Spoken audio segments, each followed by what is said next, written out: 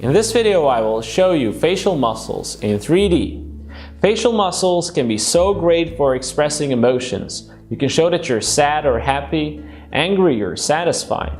Facial muscles can also express such complicated emotions that this animation cannot show. But there are other reasons why I want to talk about facial muscles. Paralysis of certain facial muscles can indicate lesions in the facial nerve, head trauma, head and neck tumor, or a stroke. So let's talk about the facial muscles. Did you ever meet a person that can elevate his ears? Well, that person does so by using this muscle over here. That is the temporalis muscle. But the muscles around this area are not just there to make funny movements with your ears. We have three muscles here called the auricularis muscles. So we have the superior, anterior, and the posterior one. Now the function of these muscles is so incredible. You see, most human speech sounds are distributed around 3 kHz.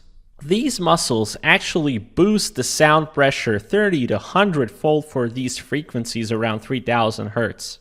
One more muscle that I want to mention is the occipitofrontalis muscle. Sometimes it is referred to as two separate muscles and sometimes it is referred to as one muscle. So it is occipitofrontalis muscle.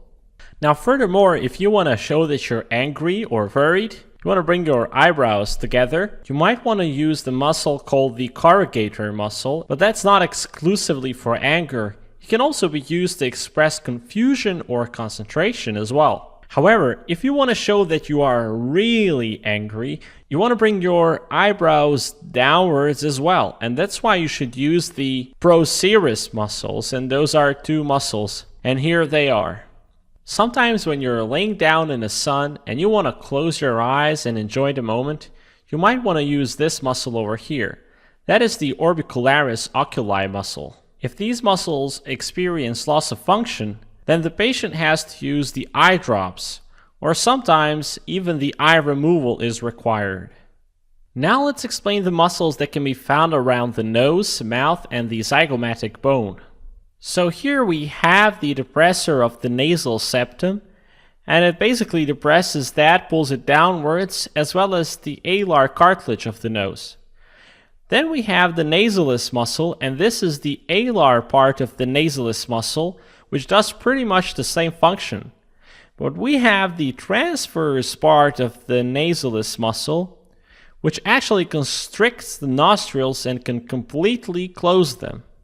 Now comes the muscle with the longest name ever in any species whatsoever.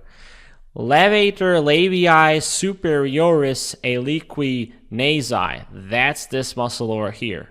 This muscle helps you dilate the nostrils and elevate the upper lip, enabling one to snarl. Elvis Presley is famous for use of this expression, and the muscle got its nickname, the Elvis muscle.